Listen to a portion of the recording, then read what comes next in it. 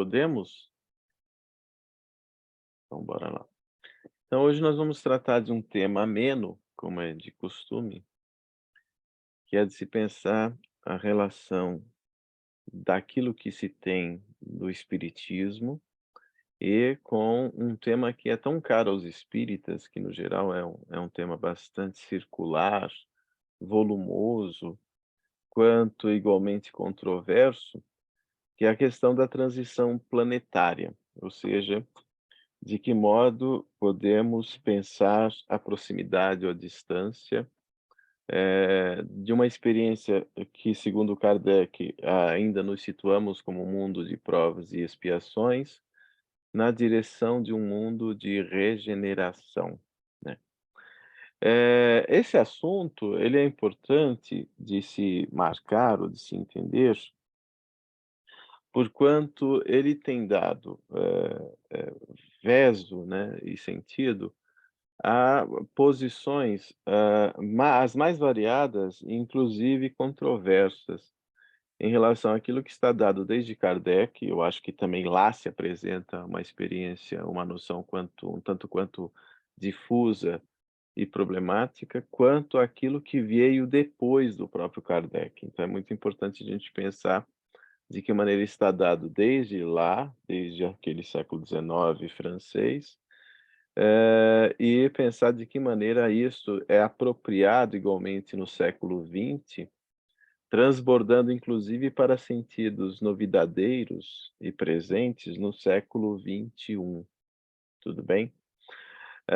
A gente sabe que, essa discussão está dada também lá no Evangelho segundo o Espiritismo, a respeito dessas possibilidades de mundos e em transição e etcétera. Mas, de um modo mais situado ou concentrado, o livro por excelência de que Kardec, né, se utiliza para a expressão e difusão de tais ideias, é o livro conhecido como A Gênese, né, A Gênese, esse livrinho aqui, ó. E nesse livro, o que que a gente tem? Eu acho que é um livro que traz muita informação significativa, relevante, né. Mas, ao mesmo tempo, há de se pensar que se trata de um texto datado. O que que eu quero dizer um texto datado? Eu quero dizer que quando a gente olha o texto do Kardec, é válido, é importante situá-lo como um texto do século XIX. Então esse texto dado em 1868, né, que inclusive recebeu mais uma controvérsia há pouco tempo a respeito da adulteração de A Gênese, né, alguns já ouviram falar dessa polêmica, mas isso não vai fazer parte da nossa conversa hoje, pelo menos. Mas o por que que eu digo é um texto datado? Esse texto de 1868 do Kardec, ele procura dialogar com a ciência da sua época, tudo bem? E o que se tem, a experiência científica do século XIX é bastante diferente da noção quanto da experiência de ciência que teríamos hoje em pleno século XXI. Então Kardec está produzindo interlocuções em relação a um tipo de mentalidade científica que não mais nos pertence atualmente. Mas, ao mesmo tempo, isso não é nenhum problema. Como não se trata de um texto sagrado, né, quando estudamos Kardec, pelo menos, eu não me ocupo de pensar Kardec escrevendo o Pentateuco. Não é assim que dizem por aí ou não? O Pentateuco espírita. Eu abomino essa expressão particularmente, porque ela traz embutido um religiosismo que não está contemplado no Kardec.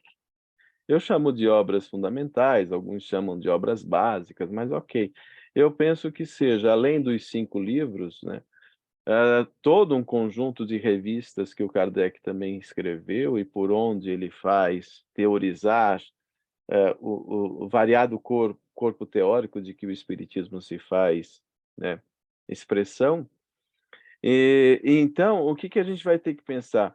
Quando olhamos a Gênese, quando contemplamos esse texto, sendo um texto de 1868, atravessado fundamentalmente pela mentalidade científica, ou até cientificista daquele contexto, eu me lembro que Kardec dizia, né, e com muita propriedade: "O dia que a ciência demonstrar que estamos equivocados num ponto, o que devemos nós outros espíritas fazer? Nós devemos abandonar esse ponto problemático e seguirmos a ciência, sem nenhum constrangimento". Tudo bem, gente? O dia que a ciência demonstrar que nós, outros espíritas, estamos equivocados em um ponto que nos propõe Kardec, que devemos reconhecer o equívoco, abandonar aquele ponto e seguir o que está dado na ciência. Tudo bem? Sem nenhum constrangimento. Ou seja, nesse sentido, a doutrina espírita ela é progressiva quanto progressista. E ao mesmo tempo, a gente aprende em Kardec, né, lá na Gênese inclusive, no capítulo 17, lá no item 56, que há grandes lutas, né, há grandes lutas, que estão em disputa, em conflito. E uma das ideias importantes que o Kardec faz questão de marcar é: precisamos pensar, né, que o espiritismo está propondo uma luta, e qual é a luta? Qual seja, a luta de ideias progressistas versus ideias retrógradas. Então o que quer dizer? Se uma ideia, ela se nos apresenta retrógrada, nós devemos, a partir da vocação progressista do espiritismo, e progressiva igualmente, nós devemos discutir aquela ideia retrógrada e abandoná-la, tudo bem? E seguir adiante. Agora, por que que eu digo isso? Porque como a Gênese, de 1868 é um texto que contempla a discussão daquilo que havia de ciência naquele século XIX, muitas das ideias que lá estão postas já foram ultrapassadas. Então há ideias notáveis, importantes sobre Deus, sobre a revelação, revelações. O Kardec tem textos de grande envergadura, pertinência, de grande incisividade, que faz com que a gente permaneça estudando a Gênese com grande afinco e interesse, tudo bem?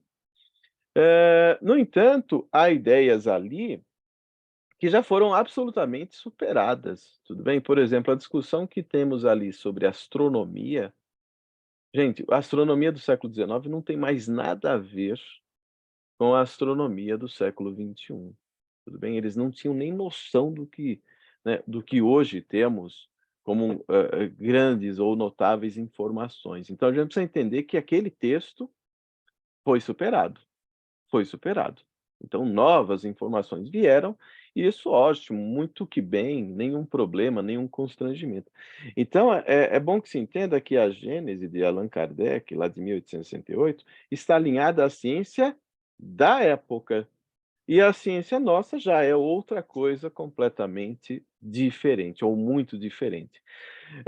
E por isso, em muitos pontos, podemos considerar alguns trechos como ponto superado e que, né, enxergamos como uma experiência já, digamos assim, cristalizada, sedimentada num tempo e que não nos interessa mais, pelo menos para a discussão, da pertinência daquele conteúdo.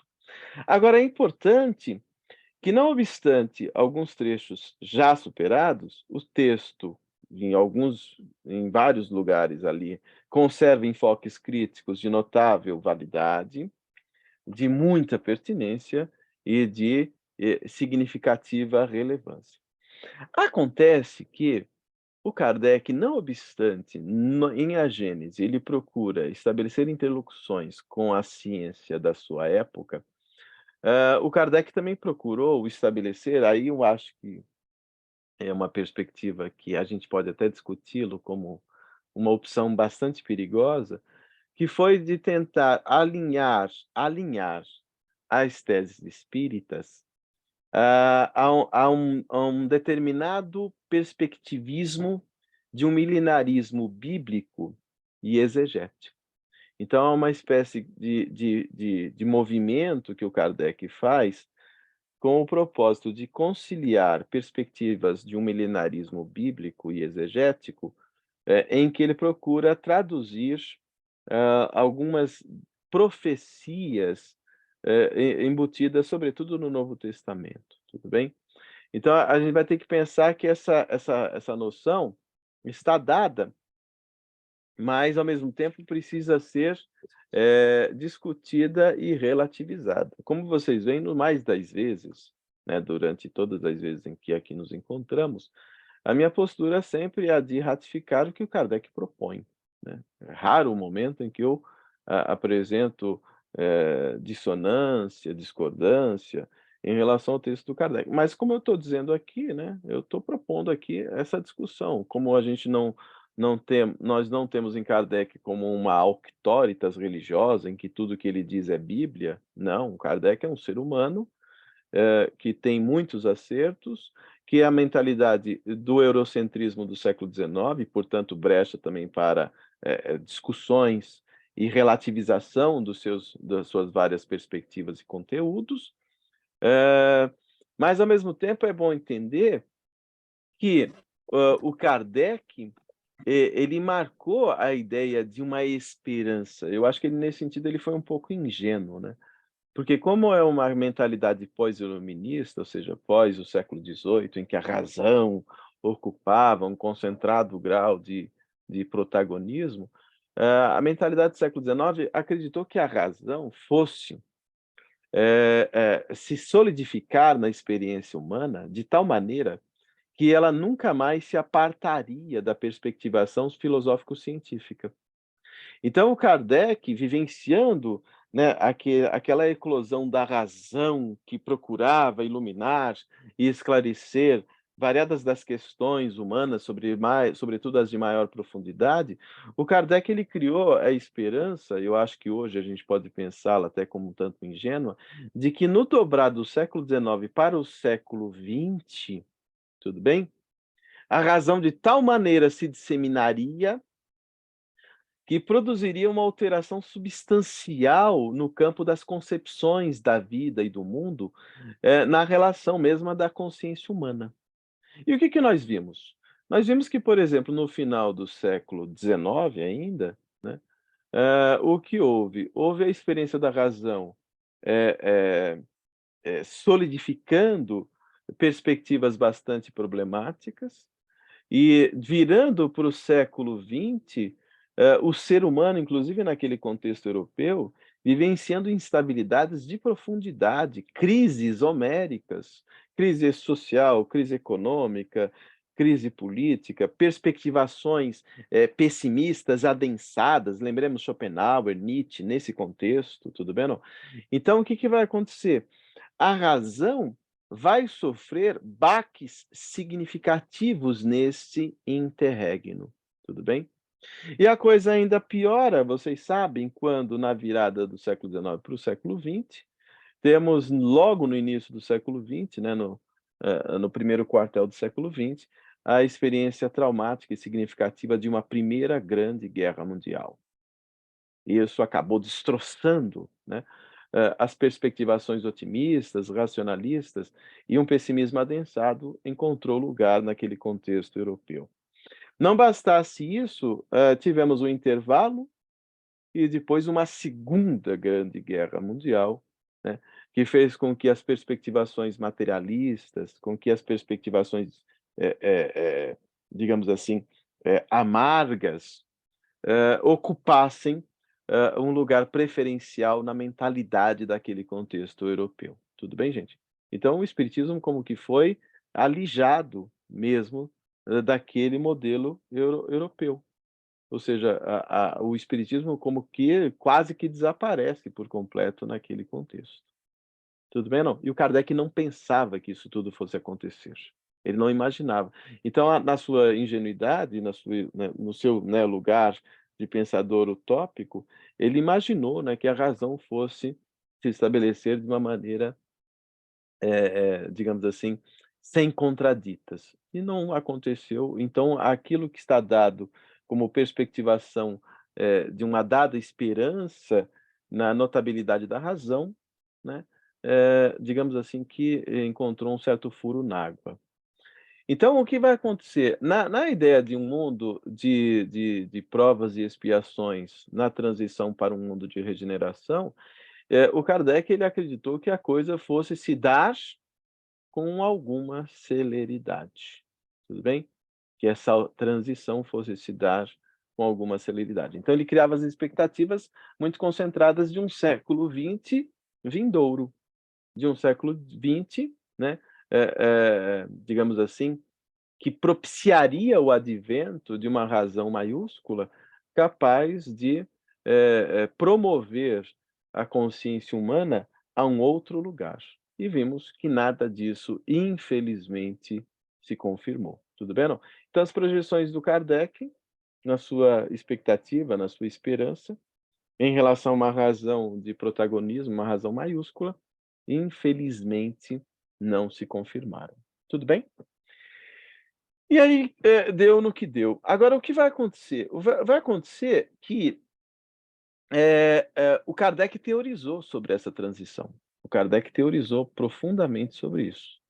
E aí eu proporia, tirando de lado apenas, né, essa expectativa que não se confirmou, eu queria pegar algumas teorizações do Kardec e pensá-las, né, junto com vocês, para que a gente entenda, de que maneira isso foi também apropriado a posteriori por outras, personalidades espíritas, tudo bem? Notadamente no Brasil, a perspectivação de um milenarismo profético religioso acabou encontrando aqui um solo muito fértil, uma recepção bastante acalorada.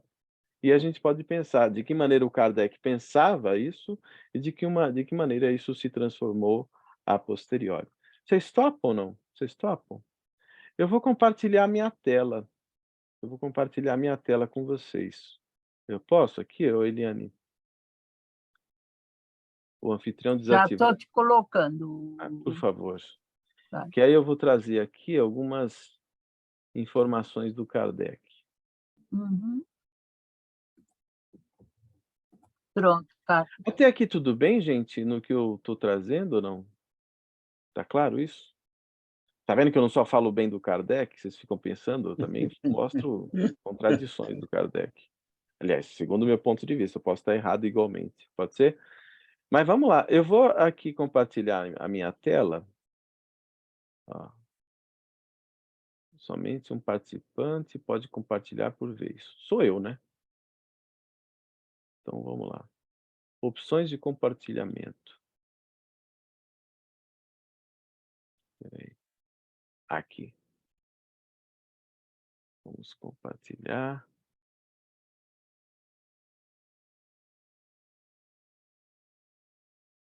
Aqui. Pessoas amigas, vocês estão enxergando aí ou não? A minha tela compartilhada? Sim, Carlos. Tá. Então vamos lá, eu vou começar aqui, né, espelhando a espera aí. Deixa eu aumentar aqui, fica melhor assim. Aqui.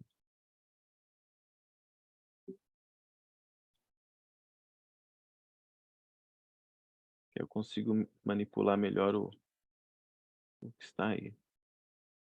Todo mundo está enxergando aí ou não? Sim. Sim. Tá. Então vamos lá.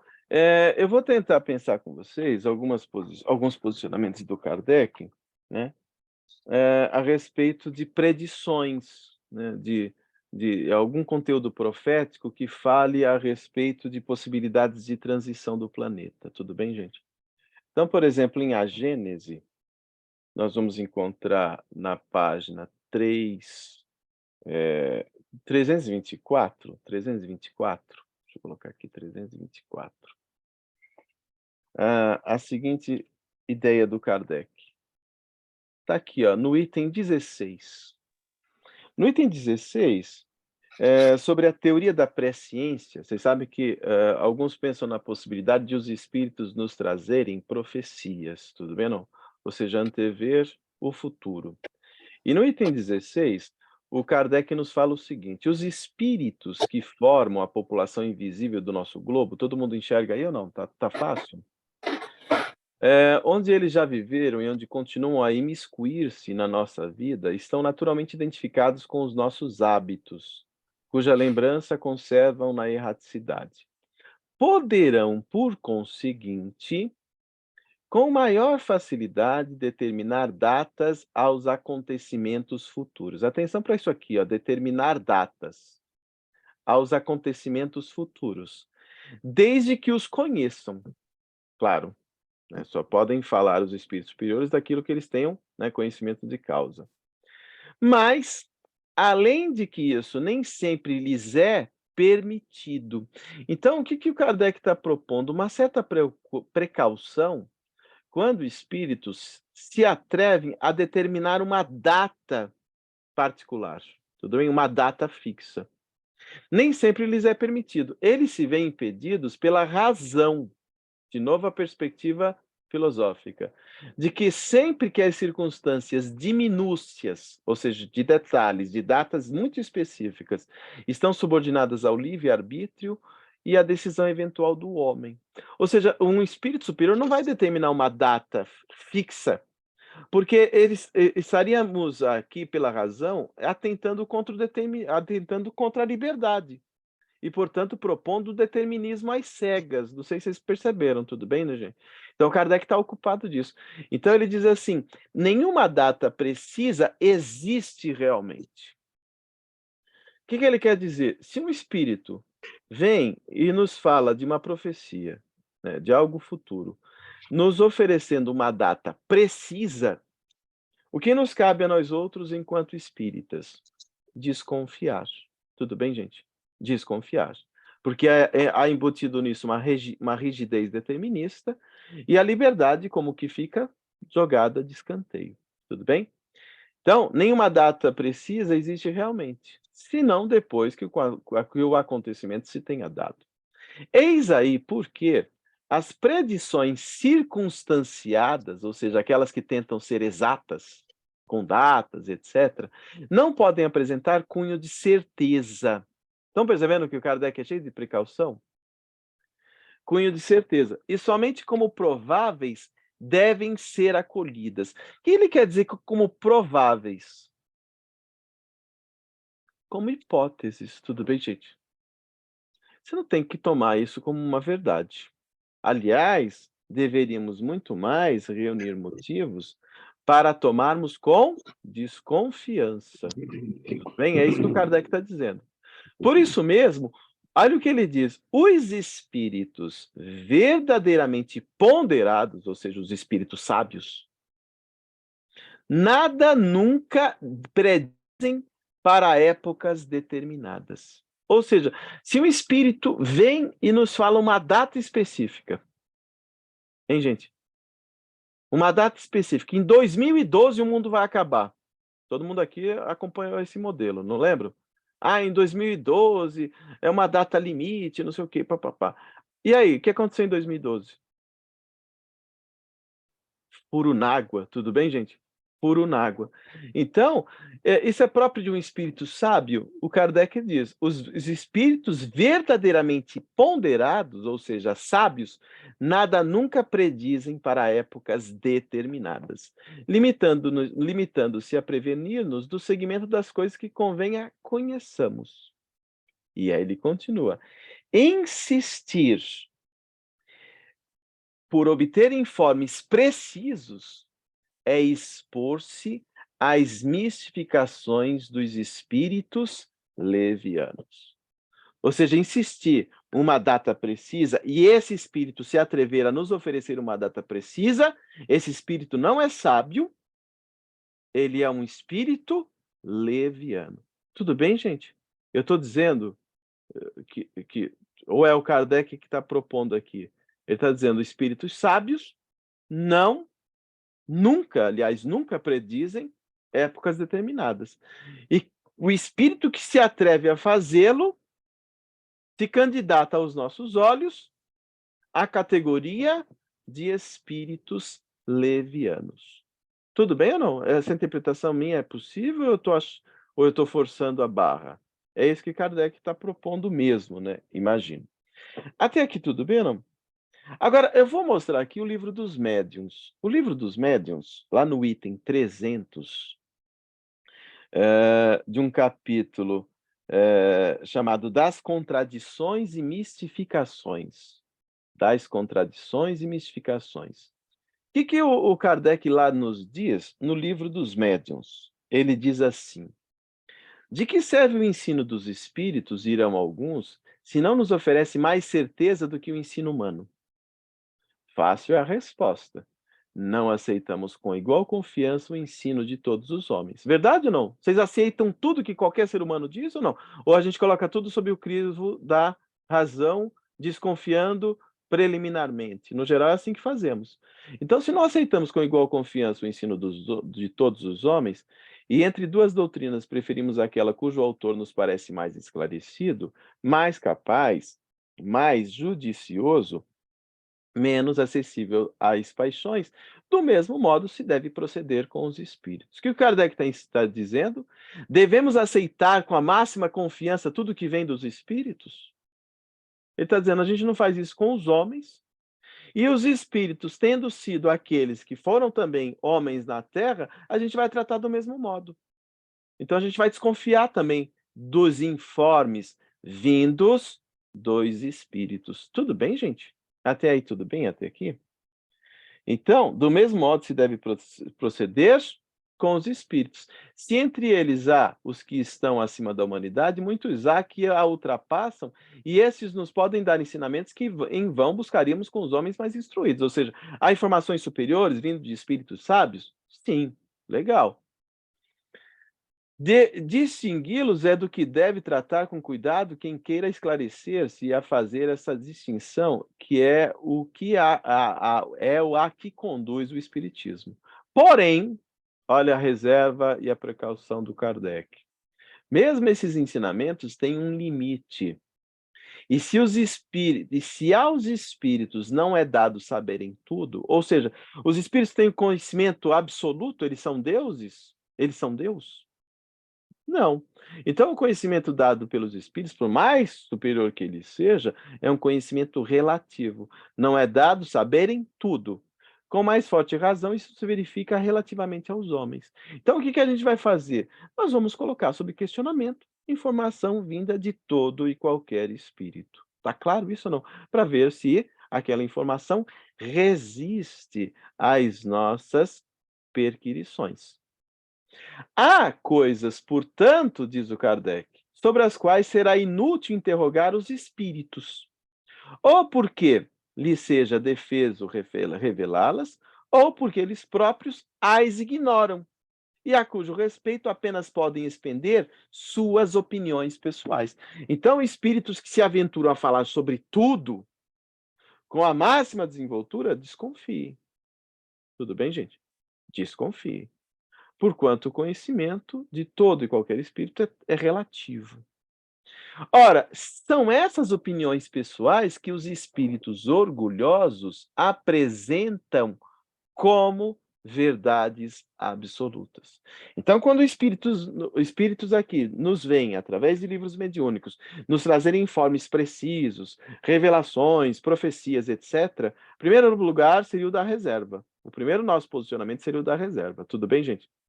E o segundo é a desconfiança, porquanto espíritos orgulhosos, eivados de opiniões pessoais, tentam passar-nos a impressão de saberem tudo, ou serem dotados ou portadores de verdades absolutas. E isso é um grande perigo, é um grande equívoco, é uma grande armadilha. Então, o que o Kardec está nos fazendo? Ele está nos oferecendo precauções para que não venhamos a aceitar toda e qualquer informação de onde venha, seja dos espíritos encarnados e com igual razão dos espíritos desencarnados. Ou seja, não há, digamos assim, beatitude, posição passiva de aceitação tácita de tudo que venha dos espíritos, tudo bem ou não? Nós temos de questioná-los sempre. Tá claro isso ou não? Então não há aqui uma posição de adesão submissa, passível, de uma adoração, assim, sem reservas, em relação àquilo que seja nos oferecido por qualquer ditado mediúnico. É isso que o Kardec está dizendo. Tá claro ou não? Então o que que ele fazia? Ele colocava tudo sob questionamento. Viesse por onde viesse, de onde viesse e por quem viesse. O Kardec não se submetia aos espíritos, ele os questionava. A relação não era uma relação assimétrica, era uma relação de partilha. Tudo bem, gente? Esse é o posicionamento de alguém dotado de uma razão, né, preponderante. Tudo bem? Eu gosto do Kardec por isso, esse cuidado que ele tem, né, na relação com os espíritos, tudo bem? Ele não tem uma relação beata de servidão, de submissão, de passividade, aceitando como uma esponja tudo que vem, tudo bem ou não? Absorvendo acriticamente. Não, ele colocava tudo sob acentuados filtros de questionamento. Tudo bem, gente? Até aqui tranquilos? Tem sentido isso com o Kardec? Por favor, quem quiser discordar, fiquem à vontade, hein? Fiquem à vontade. Tudo bem? Então é isso que a gente aprende com o Kardec, né? A colocar tudo sob questionamento, a não santificar espírito nenhum, e os espíritos não sabem tudo, o conhecimento deles é relativo, portanto, eles merecem o nosso olhar, de questionamento, e os espíritos superiores de verdade não se engastam com os nossos questionamentos. Eles até ficam felizes de poderem esclarecer-nos melhor. Então questionar não é desrespeito. Questionar não quebra, sabe, qualquer protocolo. Estabelece um horizonte filosófico de partilha. Tudo bem, gente? É essa a ideia que está dada tanto lá em A Gênese, quanto aqui, no lá ofertada por Kardec em um livro dos Médiuns.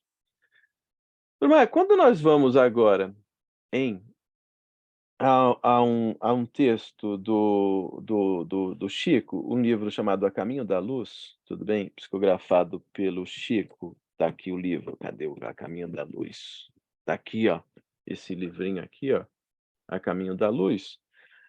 Eu vou mostrar para vocês aqui, por favor, o capítulo de A Caminho da Luz, o capítulo 3º, intitulado Um Mundo em Transições. Tudo bem? Um Mundo em Transições. Então, olha o que nos diz Emmanuel no livro A Caminho da Luz. Todo mundo aí enxergando o texto, né? Tá aparecendo o livro aí? E ele diz assim: há muitos milênios, um dos orbes da capela, orbes de capela, que guarda muitas afinidades com o globo terrestre, atingir a culminância de um dos seus extraordinários ciclos evolutivos. O que quer dizer atingir a culminância de um dos seus extraordinários ciclos evolutivos? Entrou em fase de transição. Atingiu a culminância, vai mudar de ciclo. Então é a fase de transição planetária. Tudo bem, gente? Então é a transição planetária. Qual é o problema que temos aqui, já de cara? Já de cara. Um problema científico, tudo bem?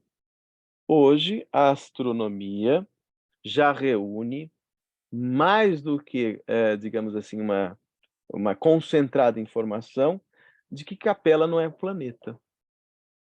Tudo bem? É um sistema com 7 ou 8 sóis, tudo bem? E não tem nenhum planeta nele.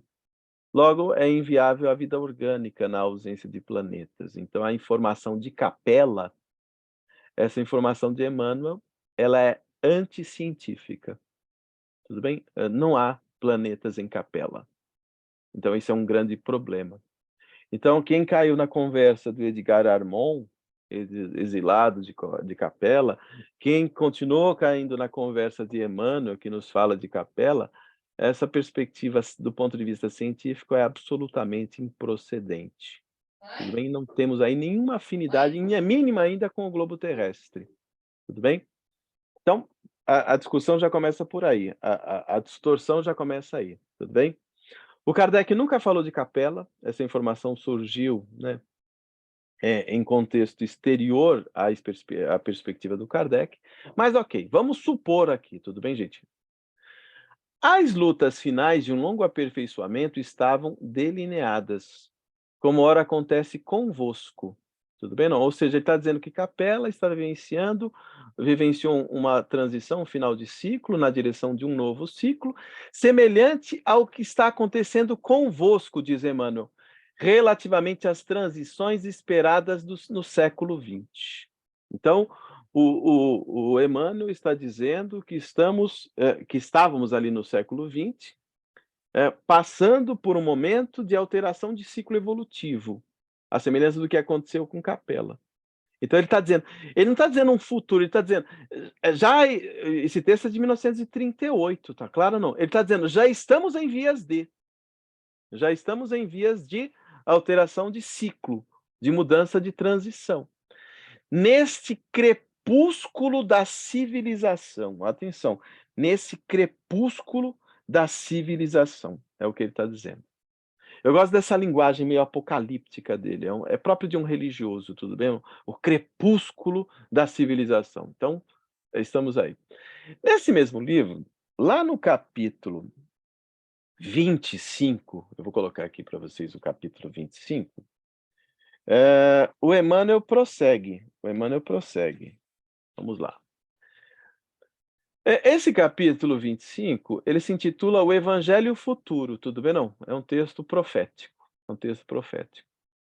E aí o Emmanuel nos fala o seguinte lá em A Caminho da Luz: "Mas é chegado o tempo", tudo bem, não? Estamos já na transição, é isso que ele está dizendo. "Mas é chegado o tempo de um reajustamento de todos os valores humanos". Então, ele já está dizendo o quê? Ele está dizendo que já estamos atravessando essa mudança de ciclo, tudo bem, não? Já é chegado o tempo. Aí ele está dizendo embaixo, ó, o século que passa efetuará a divisão das ovelhas do imenso rebanho. O século que passa efetuará a divisão das ovelhas do imenso rebanho. Nesse sentido, tem alguma semelhança com Kardec, né? O Kardec nos fala, né, que numa experiência de um mundo de transição, é importante que quem não tenha se ajustado, né, ao novo, àquilo que virá, seria como que exilado para outros orbes, está claro ou não? Cedendo lugar para novos espíritos que ativariam essa transição, em um novo patamar consciencial. Então, o que ele está dizendo aqui, em algum sentido, né, possui alguma semelhança com o que o Kardec também já o fizera, tudo bem? Eu acho meio complicado isso, essa ideia de uma espécie de exílio ou de exclusão, tanto em Kardec quanto Emmanuel. Só que o Kardec tem uma perspectivação mais educacional do espírito, enquanto o Emmanuel tem uma perspectivação mais religiosa. Então aqui a divisão das ovelhas do imenso rebanho é um expurgo, tá claro ou não? É um expurgo, como se fosse uma queda, como se fosse um castigo. Essa ideia de queda não é nova no Emmanuel. Essa ideia ele retira do Rosten. O Rosten que fala, né, do castigo da encarnação através de uma queda. Claro, isso é retirado também de um contexto de uma tradição de mentalidade judaico-cristã que vem desde, né, do modelo das raças adâmicas, tá claro ou não? Então, como se fosse uma queda do paraíso e etc, etc. Só que aqui a linguagem ela é toda apocalíptica. O Kardec não faz muito uso dessa linguagem apocalíptica, ele tenta uma linguagem mais educacional e racional. Mas é o Emmanuel é um jesuíta, então a gente imagina que seja assim mesmo. Uma tempestade de amarguras varrerá toda a terra. Olha que coisa, ó. Tudo bem? Uma tempestade de amarguras varrerá toda a terra. Hein? Passamos por essa tempestade de amarguras. Os filhos da Jerusalém de todos os séculos devem chorar. Tremei, hein, pessoas? Tremei. Contemplando essas chuvas de lágrimas e de sangue que rebentarão das nuvens pesadas de suas consciências enegrecidas. Gente, desculpa, mas eu não tenho muita paciência para essa linguagem religiosa, apocalíptica, dantesca. Isso aqui é uma coisa para mim, isso aqui para mim é muito forçado, mas ok. Aí ele continua: vive-se agora na terra um crepúsculo, tá vendo? Ó? A transição, um crepúsculo, ao qual sucederá profunda noite. E ao século XX compete a missão do desfecho desses acontecimentos espantosos. Tudo bem, não? Então ele põe um medo, né? É próprio de religioso trabalhar com o medo. É próprio de religioso, no lugar do esclarecimento, nos propor medo. Tá claro ou não? O medo é próprio de linguagem religiosa. Porque com o medo, o que se propõe é a subserviência do outro. Eu amedronto o outro para que o outro se submeta. Então eu não gosto de linguagem que propõe medo. No lugar de temer a Deus, como se pensava no período medieval, acho que é legal como Jesus, amar a Deus, em vez de temer. Então no Antigo Testamento a ideia era ser temente a Deus. No Novo Testamento com Jesus é amar a Deus. A mentalidade do Emmanuel parece ainda é um tanto medieval ou, né, velho testamentária. Tudo bem? Então, acontecimentos espantosos. Sim, porque depois da treva surgirá uma nova aurora. Tudo bem? Então, ele está propondo aqui numa perspectivação apocalíptica, né? Acontecimentos espantosos e etc, etc. Mas vamos olhar para o século XX, já passamos por ele. E aí, se deu tudo isso ou não? Discutível, né? Bastante discutível. Tá claro ou não? Já estamos no mundo de regeneração? O que vocês acham? Que já estamos no século XXI. Olha lá para o pessoal que está por aí em volta, hein? Olha para um mundo belicista, olha para um mundo ainda de uma internet agressiva, de neonazismos pululando, de fascistas tomando conta das narrativas e etc, etc. Já estamos num mundo de regeneração? Já superamos tudo isso aí que o Emmanuel vaticinou? Furou, né? Furou. Desculpem, furou. Não deu nada certo. E aí tem um livrinho do Chico chamado Plantão de Respostas. Plantão de Respostas, tudo bem? Em Plantão de Respostas, eu tenho aqui, ó. Aqui, Plantão de Respostas. Temos aqui um capítulo chamado Condições do Planeta. Perguntaram ao Chico, né, é um compilado de Pinga Fogo, e nesse compilado o Emmanuel Chico, né, porque são os dois que respondem, eles respondem assim: o que a doutrina espírita pode dizer a respeito do fim dos tempos? Ó, perguntaram para o Emmanuel e para o Chico. O que a doutrina espírita pode dizer do fim dos tempos? Isto é, como ocorrerá a transformação do planeta em planeta de provas e expiações para o de regeneração? Tudo bem, não? É o nosso assunto, não é? E aí a resposta vem através de Emmanuel Chico, através da busca da espiritualização, superação das dores e construção de uma nova sociedade, a humanidade caminha para a regeneração das consciências. Emmanuel afirma que a Terra será um mundo regenerado por volta de 2057. Cabe a cada um longa e árdua tarefa de ascensão. Tudo bem, não? O que o Emmanuel acabou de fazer, hein, pessoas? O que ele acabou de fazer? Dator vidente. Ele Uma acabou, profecia. isso, de nos oferecer uma profecia com uma data precisa, determinada. Tudo bem, não? O que o Kardec falou a respeito de espíritos que procuram oferecer datas precisas e determinadas? O Kardec lá nos diz, em A Gênese, lemos há pouco, lembram disso ou não?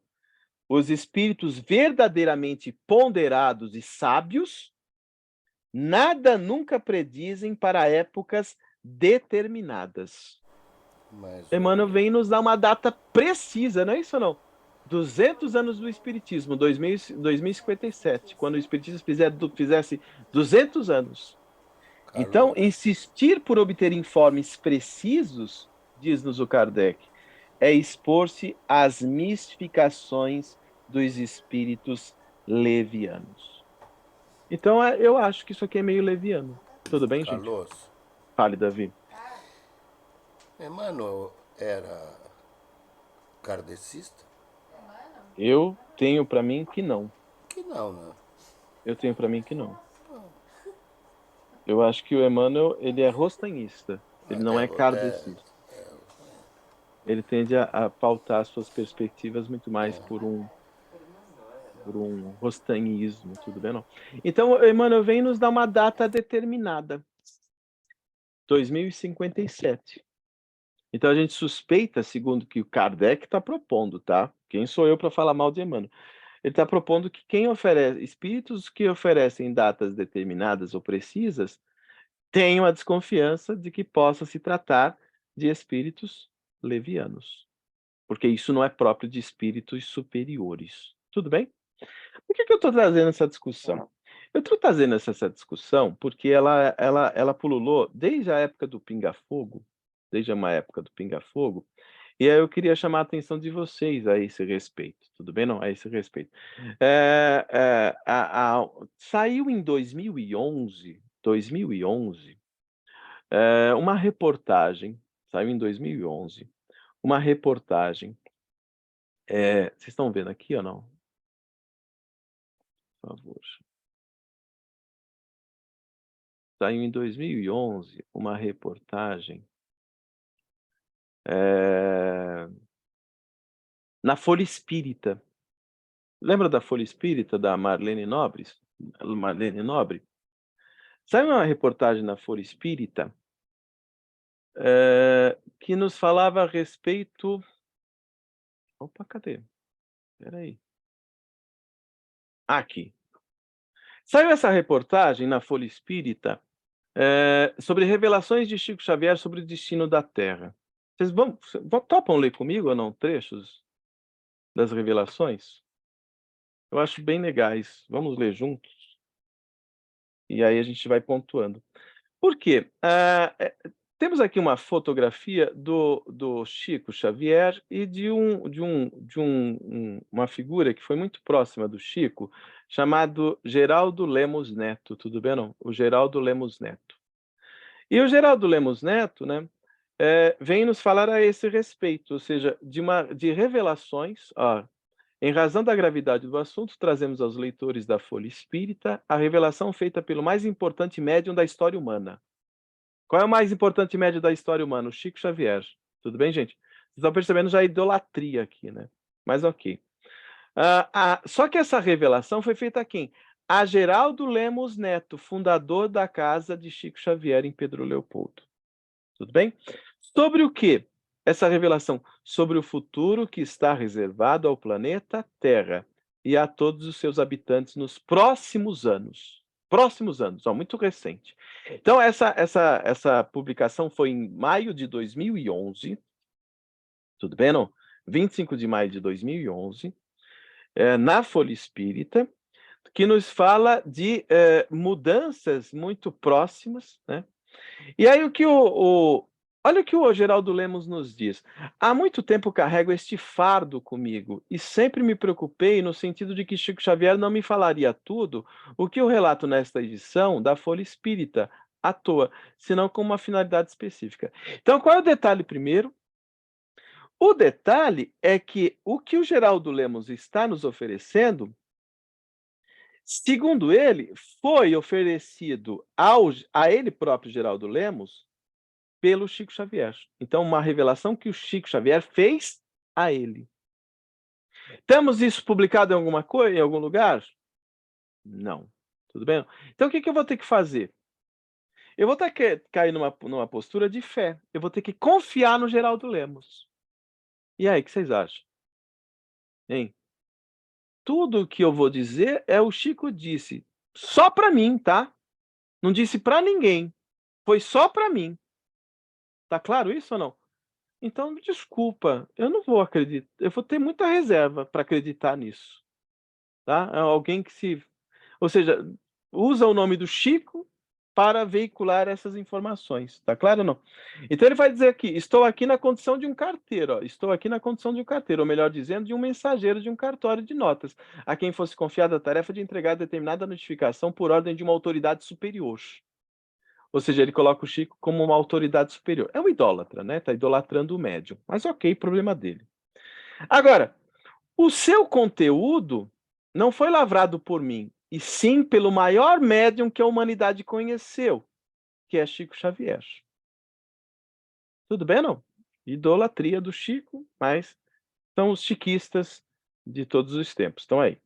Então tá aí. Então ele está dizendo, ó, não fui eu quem disse, foi o Chico. Mas onde está? Isso está na confiança que ele vai dar da versão dele. Hoje eu vou ter que acreditar que ele está falando a verdade, tudo bem, gente? Vou ter que acreditar nele. Aí vem mais, ó. Aí lá, ano limite do mundo velho. Qual era o ano limite do mundo velho? A gente aprende, acho que nas profecias do Nostradamus, é isso ou não? Que o ano 2012 seria um ano limite. E aí ele está dizendo, segundo o Chico Xavier me falou, não é o 2012. Não é 2012 o ano limite. Só que aí ele vai nos falando muito sobre ele próprio, tudo bem não? Então o que ele vai dizer? Ele vai dizer assim, ó, um desses temas, como lembra Lemos Neto, foi em relação ao Apocalipse do Novo Testamento. O Geraldo Lemos, ele diz assim: "Sempre me assombrei com o tema, relatando a Chico Xavier minha dificuldade de entender o livro sagrado escrito pela mediunidade de João Evangelista. Desde então, em nossos colóquios, Chico Xavier tinha sempre uma ou outra palavra esclarecedora sobre o assunto". Então a gente vê que o Geraldo Lemos é um cara que está totalmente assinalado por assombros em relação ao Apocalipse. Tudo bem? Não, então ele adora esse tema, o fascina vivamente, tá. E aí qual é a ideia, turma? A ideia é a gente continuar, e aí na entrevista que ele dá para Marlene Nobre, lá na Folha Espírita, ele diz assim, foi perguntado o seguinte: "No livro A Caminho da Luz", que eu acabei de mostrar para vocês, lembram que nós lemos trechos, capítulo 3º, capítulo 25. No livro A Caminho da Luz, nosso benfeitor Emmanuel já havia previsto que no século XX haveria mais uma reunião dos espíritos puros e eleitos do Senhor, a fim de decidirem quanto aos destinos da Terra. Isso está no capítulo 24 de A Caminho da Luz. Tudo bem, não? No capítulo 24 de A Caminho da Luz, tem o Emmanuel nos fala que haveria uma reunião no mundo espiritual entre os espíritos solares, que Jesus e mais outros espíritos do sistema solar, para decidir sobre os destinos da Terra. Tudo bem, gente? É isso que está lá em A Caminho da Luz, capítulo 24. E aí a reunião aconteceu e a ela compareceram Chico e Emmanuel, os missionários que trabalham abnegadamente por séculos a fio em favor da renovação humana. Quais os resultados dessa reunião? Vocês se lembram que o Emmanuel, em 1938, diria que as mudanças e a transição se daria no próprio século XX. Todo mundo aqui está lembrado ou não? Deu certo? Não, não deu nada.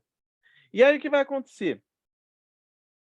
Vai acontecer que ele vai lá, ó, no capítulo 24, cujo título Espiritismo e as Grandes Transições, Emmanuel afirmara que os espíritos abnegados e esclarecidos falavam de uma nova reunião da comunidade das potências angélicas do sistema solar, da qual é Jesus um dos membros divinos, e que a sociedade celeste se reuniria pela terceira vez na atmosfera terrestre.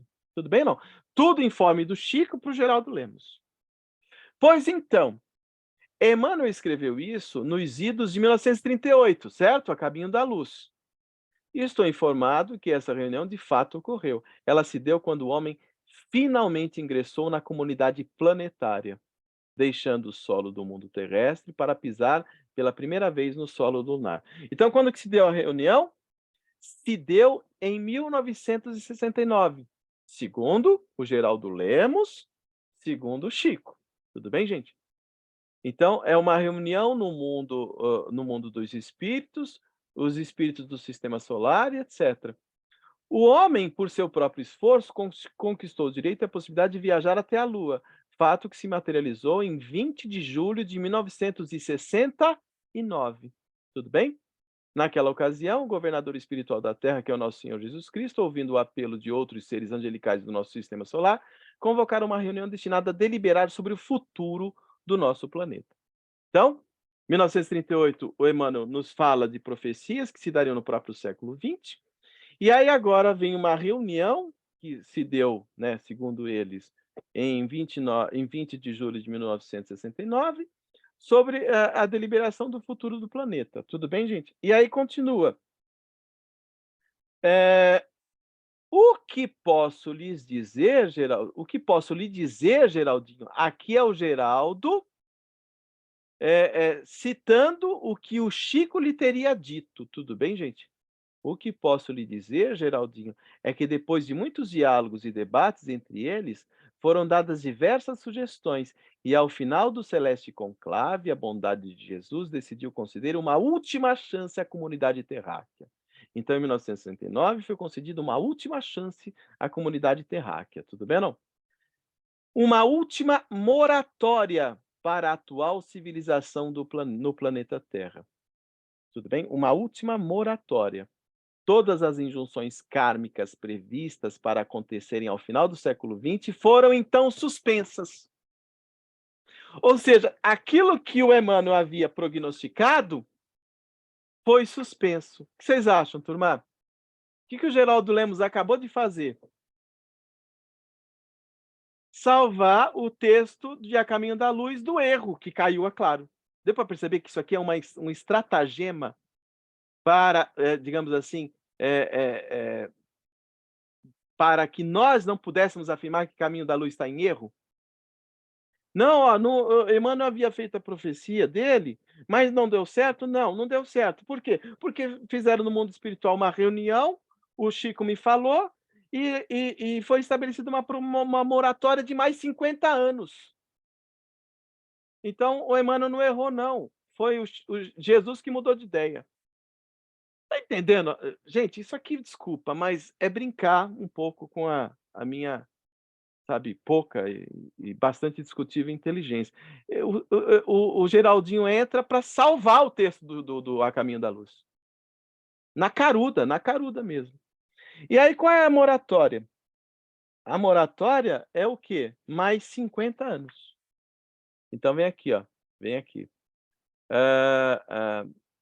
Nosso Senhor deliberou conceder uma moratória de 50 anos à sociedade terrena, a iniciar-se em 20 de julho de 1969. O que aconteceu? Iniciou-se uma moratória a partir de 20 de julho de 1969 e, portanto, a findar-se em julho de 2019. Então, foi cancelada aquela profecia de Emmanuel e está propondo outra, tudo bem, não? Então, a data limite agora seria não 2012, o Nostradamus está errado. A profecia, segundo o Chico, se daria, o mundo de regeneração se findaria em julho, o mundo de expiação se findaria em julho de 2019. Turma, a gente está em que ano mesmo? 2023, tudo bem ou não? O que vocês estão desconfiando? Deu certo a profecia de 2019? E já estamos no mundo de regeneração? Ou mais um furo na água? Deu para entender, gente? Isso é muito sério. Isso aqui é muito sério. O Kardec está dizendo, espíritos que trabalham com datas pré-determinadas têm uma grande chance de serem o quê? Hein, gente? Tem uma grande chance de serem o quê? Espíritos levianos, mistificadores. Então, ele colocou uma data, não deu certo, está colocando uma segunda data, e nós já estamos em 2023 e não deu certo. Deu para entender o problema disso, não? E aí vem, Nosso Senhor ordenou Jesus, então, que seus missionários celestes se empenhassem mais diretamente na manutenção da paz entre os povos e as nações terrestres. Turma, Jesus ordenando. De novo, uma mentalidade religiosa, tudo bem, não? Jesus nos convida, ele nunca nos ordena. Os espíritos superiores jamais ordenam o que quer que seja. Já o Kardec nos falou a esse respeito em várias páginas da Revista Espírita, inclusive. Espíritos superiores não nos ordenam nada. Eles nos convidam, não há constrangimento por parte de espíritos superiores. Então Jesus ordenou, vírgula, né, eu tenho muita desconfiança. Agora aqui, a paz entre os povos e nações terrestres, com a finalidade de colaborar para que nós ingressássemos mais rapidamente na comunidade planetária do sistema solar como um mundo mais regenerado ao final desse período. Ou seja, ao final de 2019, entraríamos no mundo regenerado, no mundo de regeneração. Não estaremos mais na condição de planeta de provas e expiações. Tudo bem, não? E aí, vocês estão olhando em torno para esse nosso mundo aqui agora? Vocês já estão sentindo a regeneração aí ou não? Tem. O ser humano está bem legal agora, está todo mundo assim tão fraterno, manso, né, compreensivo, não tem nenhum belicismo, nenhuma agressividade, não está rolando nenhuma guerra por aí não, né, gente? Tá claro ou não? Hein? Percebe que isso aqui é pura mistificação? Ou Emmanuel mistificou, ou o Geraldo Lemos está mistificando, mas não deu certo, de novo. Tudo bem? Agora aqui, foi então Jesus, ó, foi então que Jesus, em sua sabedoria, resolveu estabelecer uma condição para os homens e as nações da vanguarda terrestre. Segundo a imposição do Cristo, de novo um Cristo impositivo, odeio essa conversa. Tudo bem? Não? Segundo a imposição do Cristo, as nações mais desenvolvidas e responsáveis da Terra deveriam aprender a se suportarem umas às outras. Aprenderam ou não? Super aprenderam, né? Respeitando as diferenças entre si. Chegamos a esse ponto já ou não? Abstendo-se de se lançarem a uma guerra de extermínio nuclear. A face da Terra deveria evitar a todo custo a chamada Terceira Guerra Mundial. Legal, que bom que até agora não aconteceu, tudo bem não? Evitar a todo custo a Terceira Guerra Mundial. Só que o detalhe, hein, turma? Só que o detalhe, qual é o detalhe? O detalhe que deveríamos evitar a todo custo uma Terceira Guerra Mundial, segundo a deliberação do Cristo, se e somente se as nações terrenas, durante esse período de 50 anos, aprendessem a arte do bom convívio e da fraternidade, evitando uma guerra de destruição nuclear, o mundo terrestre estaria, enfim, admitido na comunidade planetária do sistema solar como mundo de regeneração. Teve Terceira Guerra Mundial? Não. Ainda não. Então estamos, portanto, Davi, no mundo de regeneração já, segundo o texto. Não é isso ou não? É, Graças a Deus. graças a Deus. Então já fomos, não ocorreu a Terceira Guerra Mundial, que bom. Então estaríamos como um mundo de regeneração. Gente, isso aqui é para brincar com a gente, tá claro ou não? Isso aqui é um furo na água. É um furo na água. Nenhum de nós pode prever, Geraldinho, os avanços que se darão a partir dessa data, de julho de 2019. Lembremos que essa entrevista é de 2011, eles acreditavam nisso aí, que o mundo de regeneração viria em 2019. Já estamos em 2023 e nada. Tá claro ou não? Mistificação pura. Mistificação pura. Quais acontecimentos que podemos prever com essas revelações da Terra? E aí perguntei então ao Chico, diz o Geraldo Lemos, a que avanço ele se referia. Ele me respondeu: nós alcançaremos a solução para todos os problemas da ordem social. E aí, pós 2019, senhoras e senhores, pós 2019, já alcançamos a solução para todos os problemas de ordem social ou não? Não, né? Como a solução para a pobreza e a fome, que estarão extintas. Tudo bem? Não, ninguém mais tem, né? Não temos mais pobreza, não temos mais fome. Nós somos uma sociedade pós 2019, certo ou não? Tá claro?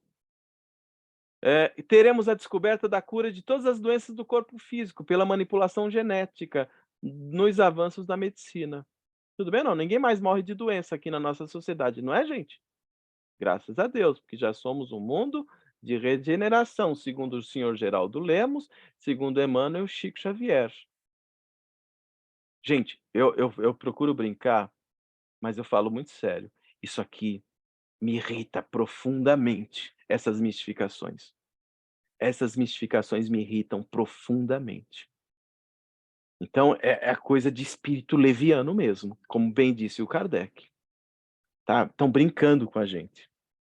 E aí vai, gente, aqui vai o que vem de abobrinhas a partir de então, dessa conversa toda, hein, gente, é algo de assombrar mesmo, tá. Porque agora vem um monte de teorias assim, sabe, catastróficas, catastróficas. Vocês querem mais catástrofes ou não? Hein? Aí vem, ó, que mais? Nós alcançaremos tal, o homem terrestre terá amplo e total acesso à informação e à cultura. Nossa, graças a Deus. Todos os nossos irmãos de outros planetas mais evoluídos terão a permissão expressa de Jesus para se nos apresentarem abertamente, ou seja, estaremos aqui convivendo com os ETs. E aí, tudo bem ou não? O ET Bilu já entrou em contato, a gente já viu há um tempo atrás, graças a Deus, e ele falou, busquem conhecimento, não foi isso ou não, o ET Bilu? Vocês não estão rindo, eu estou percebendo que vocês estão muito sérios hoje. E é isso. Então, colaborando conosco e oferecendo-nos tecnologias novas, até então inimagináveis ao nosso estágio atual de desenvolvimento científico, haveremos de fabricar aparelhos que nos facilitarão o contato com as esferas desencarnadas, e transcomunicação instrumental, e etc. Tudo bem, não? Enfim, estaríamos diante de um mundo novo, uma terra nova, uma gloriosa fase de espiritualização e beleza para os destinos do planeta. Tudo isso depois de 2019. Tá claro isso ou não? O que o Geraldinho está propondo em 2011, né, para 2019, nada disso se confirmou? Foi então que, fazendo as vezes de advogado do diabo, perguntei a ele: Chico, até agora você tem me falado apenas da melhor hipótese, que é esta em que a humanidade terrestre permaneceria em paz até o fim daquele período de 50 anos. Mas e se acontecer o caso das nações terrestres se lançarem a uma guerra nuclear?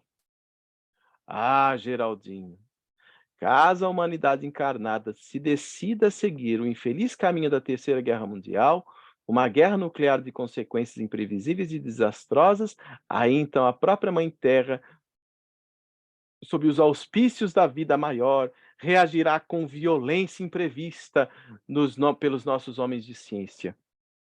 O homem começaria a Terceira Guerra, mas quem iria terminá-la seriam as forças telúricas da natureza. A Terra se revoltaria, tudo bem? A natureza se revoltaria. E seríamos defrontados, então, com terremotos gigantescos, maremotos e ondas de tsunamis consequentes. Veríamos a explosão de vulcões há muito extintos. Enfrentaríamos degelos arrasadores. Mas sabe, visão apocalíptica de novo? Visão apocalíptica. Visão apocalíptica, visão apocalíptica. Tudo bem? Com resultados trágicos para as zonas costeiras devido à elevação dos mares, e nesse caso as cinzas vulcânicas associadas às irradiações nucleares nefastas acabariam por tornar totalmente inabitável todo o hemisfério norte do nosso globo terrestre. Ou seja, se tivesse acontecido a Terceira Guerra Mundial, o hemisfério norte ficaria inabitável. Gente, eu adoro. Precisa de muita imaginação fértil para produzir essas ideias. O que vocês acham? Hein? É muita imaginação fértil, né? Então, o que aconteceria especificamente com o Brasil? Olha a brisa, gente. Olha a brisa. O hemisfério norte viria todo para a América. Olha o que aconteceria, gente. Olha o que aconteceria. Em certa ocasião, Geraldo Lemos, o fundador, fez a mesma pergunta. Segundo o médium, em todas as duas situações, o Brasil cumprirá seu papel no grande processo de espiritualização planetária. Na melhor das hipóteses, nossa nação crescerá em importância sociocultural, política e econômica perante a comunidade das nações. É a teoria da pátria do evangelho, tudo bem, não? Do Humberto de Campos. Nós não só seremos o celeiro alimentício e de matérias-primas para o mundo, como também a grande força energética, com o descobrimento de enormes reservas petrolíferas que farão da Petrobras uma das maiores empresas do mundo. Não, isso foi em 2007, né? O Geraldo Lemos já sabia disso. A descoberta do pré-sal foi em 2007. E já perdemos também, o pré-sal já foi todo já vendido ao estrangeiro, né? Até isso perdemos. Mas ok. Aí vem, e o Chico prosseguiu. O Brasil crescerá a passos largos e ocupará importante papel no cenário global. Isso terá como consequência a elevação da cultura brasileira ao cenário internacional e a reboque os livros do espiritismo cristão. Interessante, os livros do espiritismo cristão, porque no geral são os livros produzidos no Brasil, né? Porque o Kardec, vamos combinar, ele já foi esquecido e colocado de escanteio faz muito tempo pelo movimento espírita brasileiro. Então são os livros do espiritismo cristão, que aqui tiveram solo fértil no seu desenvolvimento. Ô turma, vocês sabem que fizeram em 2019 uma pesquisa? Eu soube há um tempo, há um pouco tempo. Fizeram uma pesquisa em 2019 dos 10 livros espíritas mais lidos no Brasil. Fizeram uma pesquisa na comunidade espírita dos 10 livros espíritas mais lidos aqui entre nós. E olha só, pasmem, dos 10 livros espíritas mais lidos entre nós, outros aqui do Brasil, dos 10, 8 são romances mediúnicos. 8 são romances mediúnicos. Estão entendendo que Kardec já foi posto de lado faz tempo, não? Em quarto lugar ficou o livro do Leon Denis, O Problema do Ser e do Destino da Dor. E em sétimo lugar ficou um livro do Herculano Pires. Só. Dos 10, só esses 2. Os demais 8 livros é só livros romances mediúnicos. Então, Violeta deve ser, sei lá, Violeta na Janela, 2000 anos e coisas que tais, pode ser não. Memória Suicida, alguma coisa assim. Mas já tudo, ou seja, o que o espírita brasileiro lê? Ele lê Kardec? Vamos combinar, vamos ser honestos. Ele lê Kardec? Ele lê romance. Nosso Lar, ele lê romance mediúnico. Então, esse é o modelo que estão propondo como modelo de redenção. E aí vem mais, ó, vem mais, ó. Como o hemisfério norte acabaria, uma resolução da ONU se decidiria por invadir o hemisfério sul, ou seja, seríamos colonizados de novo pelo hemisfério do norte. E aí vem um monte de groselha. Que eu vou poupá-los aqui, porque é muita coisa, é muita groselha ao mesmo tempo, tá? Se vocês quiserem, depois eu passo o link da entrevista inteira, tá? Mas não sei se vocês concordam, mas não deu certo, né? Não deu certo. Pode ser? É bom passar. Não deu certo. É bom passar. O que eu quero pensar com vocês agora para finalizar? Tudo bem para vocês ou não até aqui? Hein, gente? Vocês estão percebendo como é que se faz mistificações? O problema é que, o que a gente está propondo de refletir, ou para refletir sobre essas ideias, sobre essas mistificações, é que elas estão aí divulgadas, sabe, disseminadas no movimento espírita brasileiro. Muita gente acreditou nessas pataquadas todas. O Geraldo Lemos está até hoje aí ocupando lugar de destaque no movimento espírita, firmando essas coisas. Agora a nova data é 2057. Tá vendo? Não deu certo de 2019, agora a nova data é 2057. Então eles ficam fazendo essas pataquadas todas. A prejuízo do quê, hein, gente? A prejuízo do quê? Eu acho que seja a prejuízo do bom nome do espiritismo. A prejuízo mesmo do bom nome do espiritismo. O que a gente aprende com Kardec? Vamos voltar lá na Gênese? Eu vou voltar na Gênese. O que a gente aprende lá com Kardec? Com Kardec, a gente aprende o seguinte. O que o Kardec vai nos propor, né? A geração nova, ó. O Kardec vai dizer: a Terra, no dizer dos espíritos, não terá de transformar-se por meio de um cataclismo que aniquile de súbito uma geração. Estão percebendo ou não? No dizer dos espíritos, os espíritos superiores que se comunicaram com Kardec estão desdizendo Emmanuel. Emmanuel vai propor cataclismos, terremotos, maremotos, tsunamis, tudo bem? Ele tem uma visão apocalíptica. O que os espíritos superiores disseram a Kardec? A Terra, no dizer dos espíritos, não terá de transformar-se por meio de um cataclismo que aniquile de súbito uma geração. A geração atual desaparecerá como? Gradualmente. O que quer dizer gradualmente? Sem violências, sem atropelos, sem cataclismos. Deu para entender, não? Então vamos um dia, eu acredito que um dia o nosso mundo vai ser um mundo de regeneração, mas isso vai demorar tanto tempo. A transformação é natural, é gradual, ela é lenta. Tudo bem, não? E a nova lhe sucederá do mesmo modo, sem que haja mudança alguma na ordem natural das coisas. Ó, sem que haja mudança alguma na ordem natural das coisas. Então, o que que os espíritos disseram a Kardec? O contrário do que está dizendo Emmanuel ao Geraldo Lemos, porque também a gente tem que ver se o Emmanuel disse isso, se o Chico disse isso tudo para o Geraldo, porque só ele ouviu isso do Chico. É o tipo da conversa que, sabe, que eu tenho muita desconfiança. Uma pessoa que foi eleita pelo Chico para falar de coisas, e foi tanta coisa que ele disse. Deu para entender ou não? O quanto que isso é bastante discutível. Então eu acho isso muito problemático, muito problemático. Então o que que o espiritismo propõe? O mundo nosso de provas e expiações se transformará no mundo de regeneração? Sim ou não? Sim. Mas como? De um modo lento, gradual, sem cataclismos, sem aniquilamento de nenhuma geração. Tudo de uma forma natural. Isso pode durar 1000, 2000 anos ainda. Tá claro isso ou não? Sem essa coisa de ficar datando. Sem que haja mudança alguma na ordem natural das coisas. Sem violência. Sem espírito apocalíptico. É isso que está dado em Kardec. Tudo bem, gente? No livro Viagem Espírita, de 1862, o Kardec diz, e aí é para a gente lamentar agora, tudo bem, gente? Há muita coisa ainda mais prejudicial ao espiritismo do que os ataques apaixonados dos seus inimigos. Então, o que o Kardec está dizendo aos espíritas, né? Quem são os piores inimigos?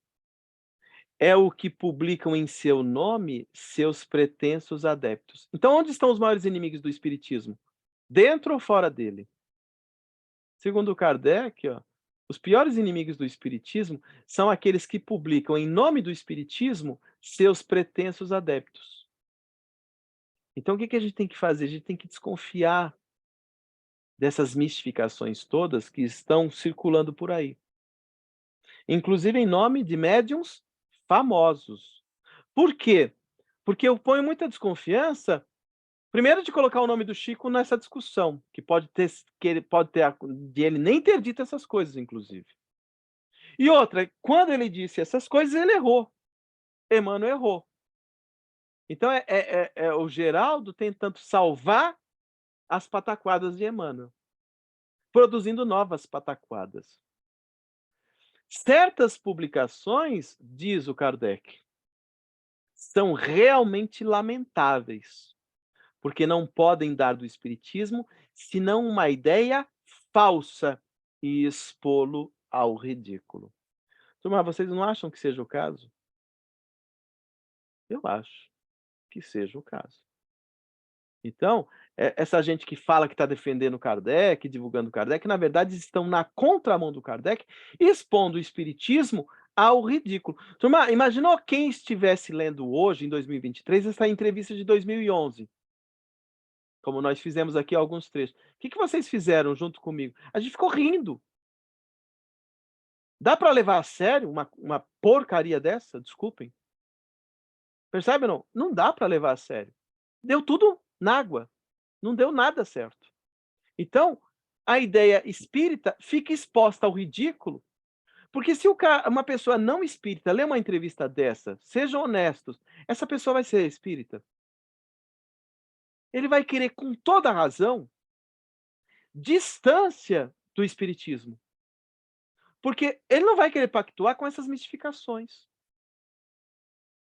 Tudo bem, não? Então, é lamentável. Certas publicações são realmente lamentáveis, porque não podem dar do espiritismo senão uma ideia falsa e expô-lo ao ridículo. Tomás, você sabe que essa entrevista aqui, essa entrevista que foi publicada lá em 2011, o Geraldo Lemos tem uma editora chamada Vinha de Luz. Ele pegou essa entrevista e transformou em livro. Tudo bem, não? Ele pegou essa entrevista de 2012, Não Será em 2012, e transformou em livro. E escreveu um outro chamado Data Limite, segundo Chico Xavier, 2019. 2012 e 2019. Tudo bem, não? Olha o que está acontecendo com os dois livros que a editora do Geraldo Lemos publicou. Está esgotado e está esgotado. É óbvio, né? Por que está esgotado, senhoras e senhores? Porque eram mistificações. Tá claro isso ou não? Então isso me entristece muitíssimo, de gente que esteja fazendo uso do espiritismo para mistificar, para mentir, sabe? Para enrolar. Isso tudo é muito lamentável. E aí o espírito de verdade, no livro Obras Póstumas, fala a respeito da missão do Kardec, né? E lá o espírito de verdade diz uma coisa que eu acho muito importante, que a gente não pode esquecer. O que o espírito de verdade disse ao Kardec? Kardec, suscitarás contra ti ódios terríveis. Inimigos encarniçados se conjurarão para a tua perda. Ver-te-ás a braços com a malevolência, com a calúnia, com a traição mesma dos que te parecerão os mais dedicados. Ou seja, de onde Kardec vai ser traído? Dos próprios espíritas. Os mais dedicados serão os que irão te trair. As tuas melhores instruções serão desprezadas e falseadas. Mas isso não aconteceu ou não? Isso não aconteceu. Isso está acontecendo já durante um bom tempo. Tudo bem, não? Já durante um bom tempo. Então é isso que estamos vivenciando, senhoras e senhores, infelizmente. É isso o que temos para hoje. Tá claro ou não? Então é de se lamentar. Eu fico bastante chateado mesmo, sabe? Quando a gente vê que o legado de Kardec, o bom senso de Kardec, foi vilipendiado, foi usurpado, foi adulterado, foi negligenciado e posto à margem. E esses pretensos divulgadores de Kardec estão aí, ocupando espaço, ocupando mídia, para traduzir essas desinformações, para ficar falseando e mentindo e mistificando, inclusive em nome de alguém que esteja ausente, como é o caso do Chico Xavier. Tá claro? Não querendo salvar o texto do Chico Xavier. Então eu acho muito triste que se façam ou que se prestem a esse desserviço.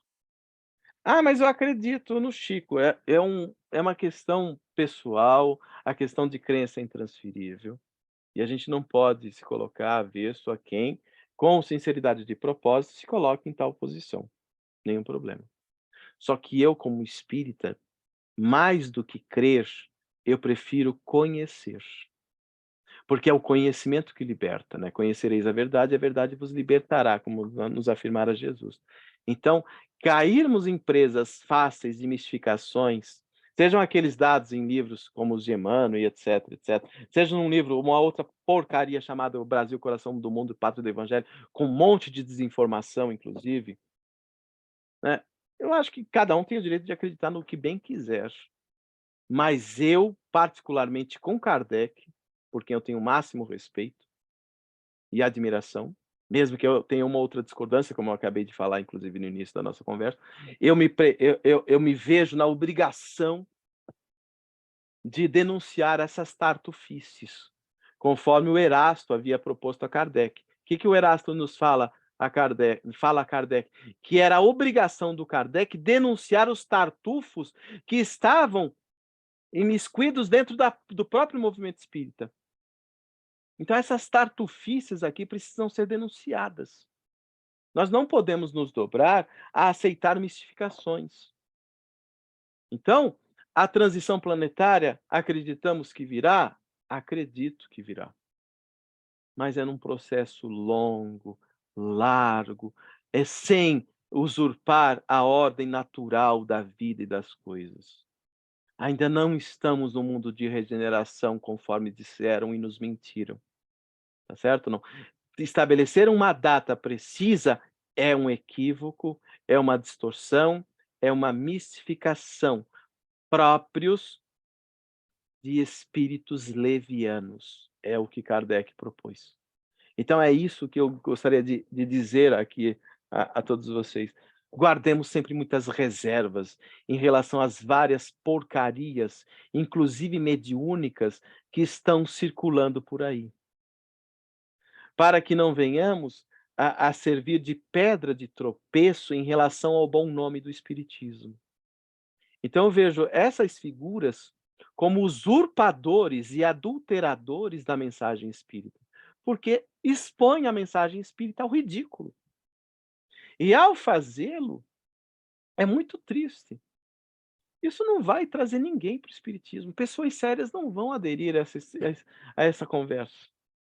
Essa conversa tão frágil, tão distorcida, a esse desserviços, a esses desserviços, a essas desinformações. Então, nós que nos pautamos por uma filosofia espírita, que nos pautamos por uma direção de filosofia espírita, temos de fazer uso da razão, para não sermos presas fáceis nas mãos dessas figuras que estão por aí.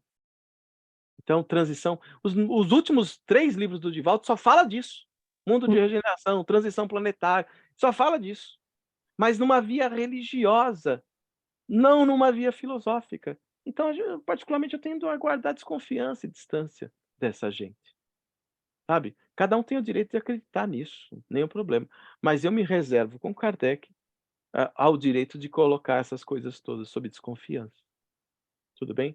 É essa a ideia. Mais uma vez, aqui me coloco à disposição de vocês e me perdoem as perturbações que não são poucas, mas já é próprio do meu obsessor que me acompanha já durante um bom tempo.